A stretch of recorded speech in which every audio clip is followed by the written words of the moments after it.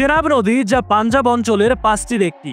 কিছুদিন আগেও যে নদী দিয়ে পাকিস্তানে বইত জলধারা, সেই নদীর উপরে নির্মিত বাবলিহার বাঁধের সব গেট বন্ধ করে দেওয়ায় নদীতে নেই সেই স্রোতধারা। সিন্ধু পানি বন্টন চুক্তি স্থগিতে পাকিস্তানে চেনাব নদীর পানির প্রবাহ এক প্রকার বন্ধ করে দিল মোদী সরকার। সোমবার এনডিটিভির প্রতিবেদন বলছে, জম্মু কাশ্মীরের রামবনের বাবলিহার বাঁধের সবগুলো মুখ বন্ধ করে দেওয়া হয়েছে।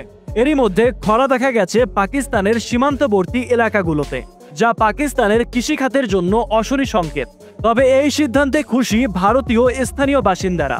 তারা বলছে মোদী সরকার খুবই ইতিবাচক একটা পদক্ষেপ নিয়েছে। তবে এর বিরুদ্ধে ইসলামাবাদ যদি কোনো পদক্ষেপ নেয়, তখন আমরা সরকারের পাশেই থাকব।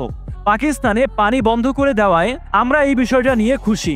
পেহেলগাম ইস্যুতে পাকিস্তান যদি ভারতে হামলা চালায়, পাল্টা পদক্ষেপ নিতে হবে আমাদের সরকারকেও। তারা যদি 100 লাশ ফেলে, ভারত সরকার যাতে তাদের 500 লাশ ফেলে দেয়, এমনটাই বলছে ভারতীয় জনগণ। এখানেই থেমে নেই কাশ্মীরের হামলায় পাকিস্তানের উপরে দায় চাপিয়ে কৃষ্ণাগঙ্গা বাঁধের মাধ্যমে ঝিলাম নদীর পানি আটকানো পরিকল্পনা করছে নয়াদিল্লি, যা হয়তো শিগগিরই কার্যকর হচ্ছে।